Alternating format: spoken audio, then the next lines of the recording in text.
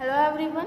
Last video में हमने हमारा जो थर्ड चैप्टर था प्लानिंग, उसका सेक्शन ई हमने किया था। आज के इस वीडियो में हम हमारा जो चैप्टर नंबर 4 है ऑर्गेनाइजिंग, उसका जो सेक्शन ई है, मतलब कि उसके जो बिग क्वेश्चंस है उसके बारे में यहाँ पे हम जो थोड़ी बहुत इन्फॉर्मेशन है यहाँ पे एक्सप्लेनेशन लेंगे।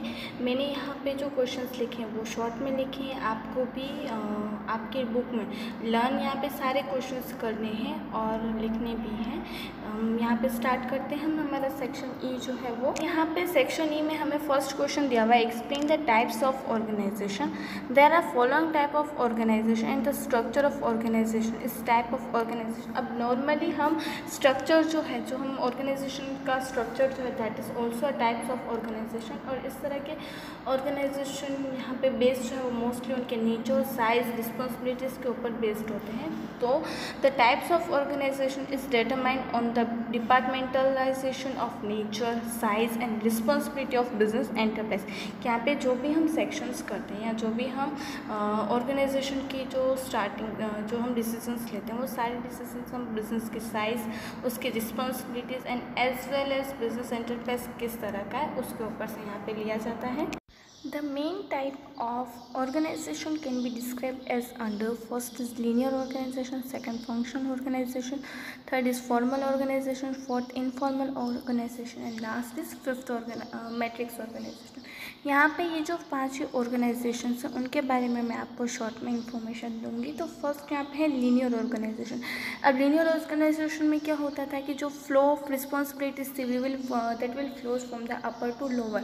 दैट मीन्स कि यहाँ पे जो अपर लेवल वाले जो भी ऑफिस जो HODs जो हम बोलते हैं कि जो हमारे सुपर ऑफिसर्स है, कि जो हमारे टॉप लेवल मैनेजमेंट है वो ऑर्डर्स जो है वो मिडल लेवल मैनेजमेंट को देता है। Middle level management passes the orders to the bottom level management and responsibility will be flow to the lower to upper. अब यहाँ पे जो भी रिस्पॉन्सिबिलिटीज़ होती थी वो क्या होती थी, lower to upper boundary point की तरफ जो रिस्पॉन्सिबिलिटीज़ थी वो जाती थी। अब linear organisation is also called army organisation. जैसे हम आर्मी में कैसा हम ऑर्गेनाइजेशन होता था कि जो सारी रिस्पॉन्सिबिलिटीज़ जो है वो एकदम लीनियर फॉर्मेट में दी जाती थी। It is also known as a linear organisation. और ये बहुत ही ज़्यादा पुराना ऑर्गेनाइजेशन जहाँ पे सारी रिस्पॉन्सिबिलिटीज़ जो है वो upper two lower boundary point में यहाँ पे मतलब कि अपर टू बॉटम लेवल तक सब लोगों को यहाँ पे जो रिस्पॉन्सिबिलिटीज़ हैं वो फ्लो की जाती हैं। अपर यहाँ पे जो रिस्पॉन्सिबिलिटीज़ को ज़्यादा ध्यान में दिया जाता है, काम जो है उसे यहाँ पे ज़्यादा इंपॉर्टेंस नहीं दी जाती थी। उसके बाद हमें यहाँ पे सेकंड ऑर्गेनाइजेशन जो है वो हमें दिया हुआ है functional organisation. Linear organisation give more importance to the department than work. It is also greatest limitation of this kind of structure. अब यहाँ पे लीनियर ऑर्गेनाइजेशन में क्या होता था, हम डिपार्टमेंट्स को ज़्यादा इंपॉर्टेंस देते थे, उनके ऑफिसर्स को ज़्यादा इंपॉर्टेंस देते थे। इसके कारण क्या हो जाता था, जो काम है उसे हम ध्यान में नहीं दे पाते। तो for this limitations in the mind of the best organization came into organization.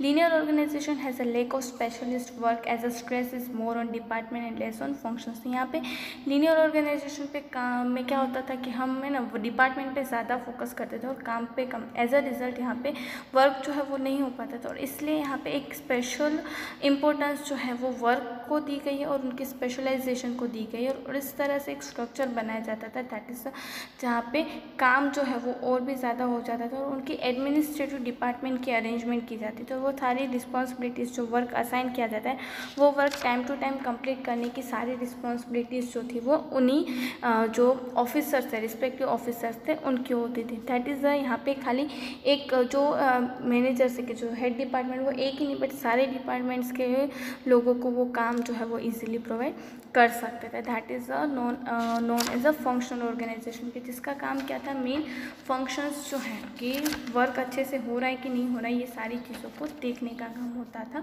उसके बाद हमारा थर्ड टाइप है फॉर्मल ऑर्गेनाइजेशन। जो organisation is form as per the procedure is called a formal organisation. Linear, functional organisation, matrix organisation are known as a formal organisation. कि जो हम step wise procedure wise जो organisation की हम establishment करते हैं और इसका काम जो है कि जो ऑर्गेनाइजेशन एस्टेब्लिश करने का मेन मोटिव क्या है कि वर्कर्स को एक दूसरे के साथ कनेक्ट करना with the related of work, that is called a formal organisation. And formal organisation में एक रिलेशन जो था वो फॉर्मल रिलेशन होता था कि जहाँ पे मेन काम क्या होता था, वर्कर्स को उनकी जो प्रोडक्टिविटी है उसे इंक्रीज़ करना, उन प्रोडक्शन बनाना, उनकी जो एम्स है, उनके अप्रोचेस है, उनको ध्यान में लेना, that is the formal organisation. उसके बाद हमें दिया हुआ है इनफॉर्मल ऑर्गेनाइजेशन। अब इनफॉर्मल ऑर्गेनाइजेशन क्या था कि कोई भी ऐसी प्रोसीजर को ध्यान में रख के हम नहीं बनाते थे, but it's a own and spawns, हमारी अंदर की फीलिंग्स के साथ ही ओन हम कोई भी भेदभाव के बिना जो हम स्ट्रक्चर बनाते हैं, that is called the informal organisation. अब इनफॉर्मल ऑर्गेनाइजेशन दैट मीन्स कि हम इंटरनली वर्कर्स जो एक दूसरे के साथ कनेक्टेड, वो उनकी फीलिंग्स, उनकी एक्साइटमेंट्स, उनकी जो भी बातचीत है वो एक दूसरे के साथ शेयर करें, और यहाँ पे कोई भी टाइम रिस्ट्रिक्शंस नहीं होते थे, कोई भी भेदभाव के बिना हम जो पर्सन्स के साथ कनेक्टेड रहते थे, दैट ईच अदर्स कनेक्टेड रहते, that is called the informal organisation. तो ये एक हम बोल सकते हैं कि informal organisation and formal organisation are shade of complement to each other, but informal organisation is a shadow for formal organisation.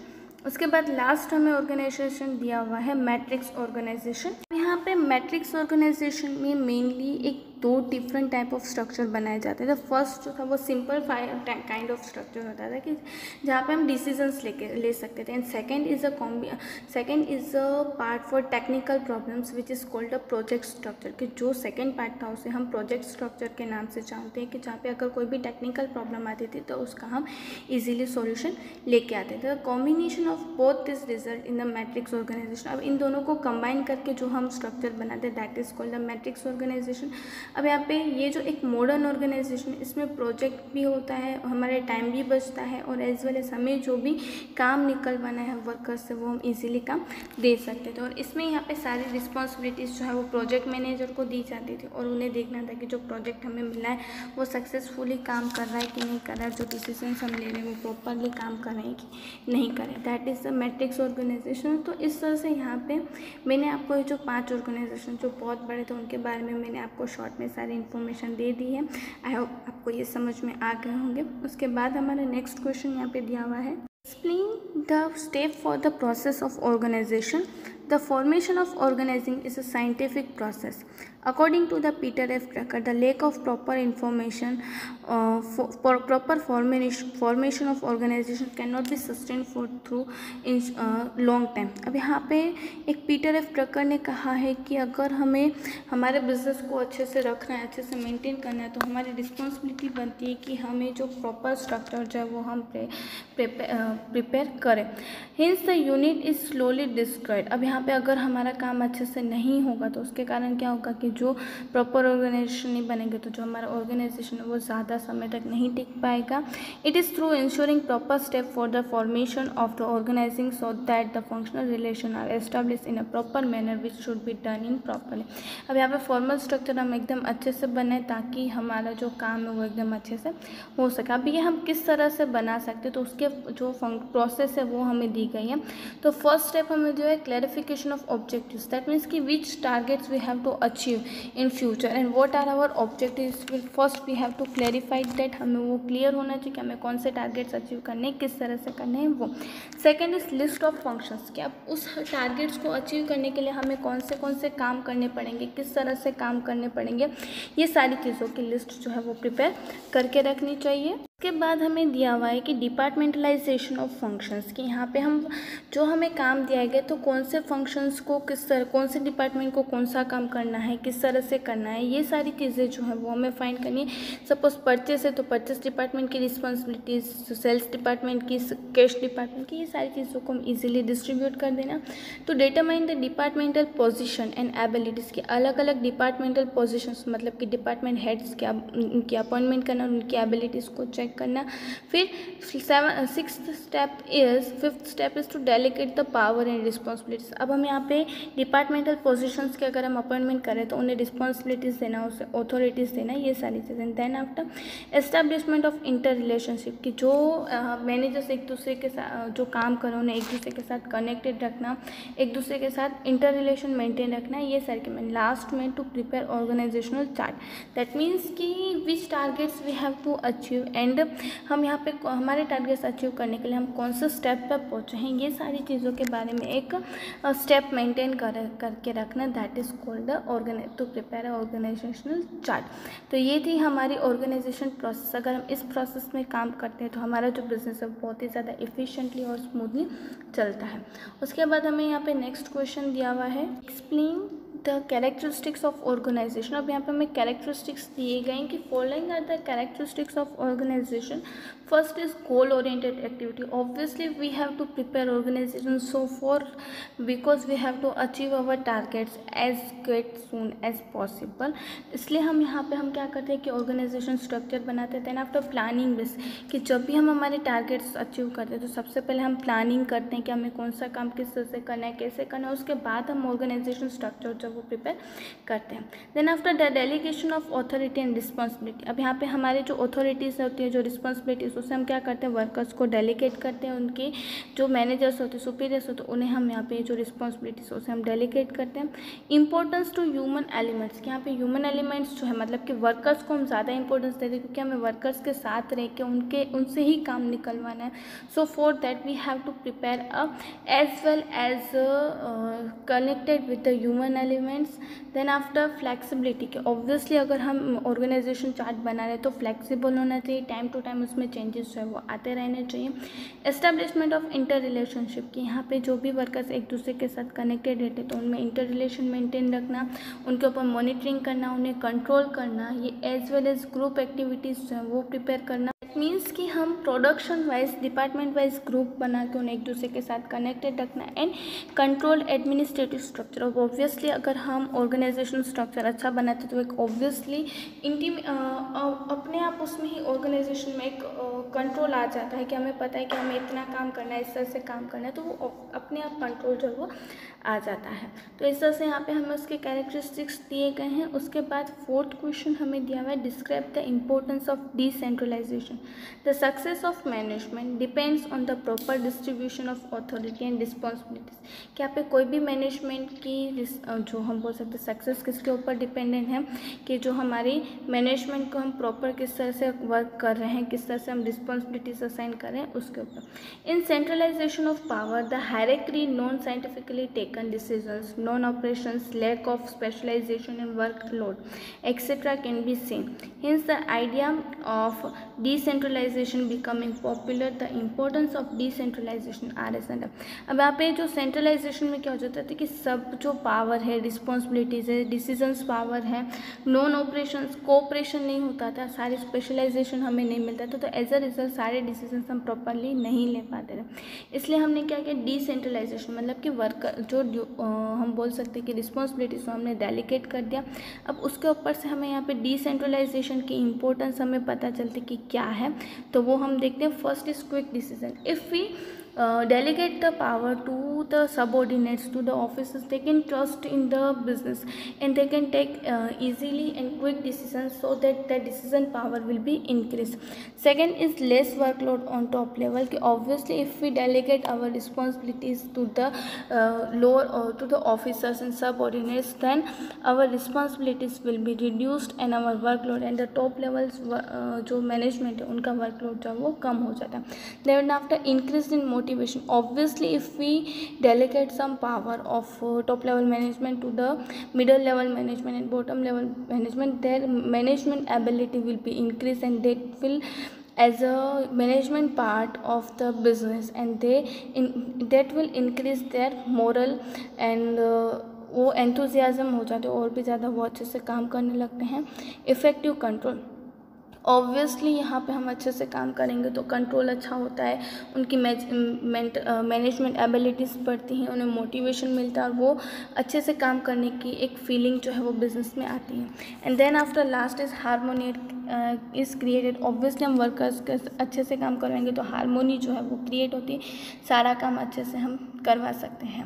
उसके बाद हमें यहाँ पे नेक्स्ट क्वेश्चन दिया हुआ है, explain the importance of delegation of authority. अब यहाँ पे हम वर्कर्स को अगर हम उनकी रिस्पॉन्सिबिलिटी असाइन करते हैं तो क्या क्या इंपॉर्टेंस हमें होती है, क्या क्या काम अच्छे से हो सकते हैं, वो हम देखते हैं। Delegation of power relieves upper level administration from more work, hints they can focus upon policy matters. अब यहाँ पे एडमिनिस्ट्रेटिव वर्क से न अपर लेवल को क्या मिलता है, थोड़ा रिलैक्सेशन मिलता है, इसलिए वो पॉलिसी मेकिंग के ऊपर ज़्यादा फिर फोकस कर सकते हैं।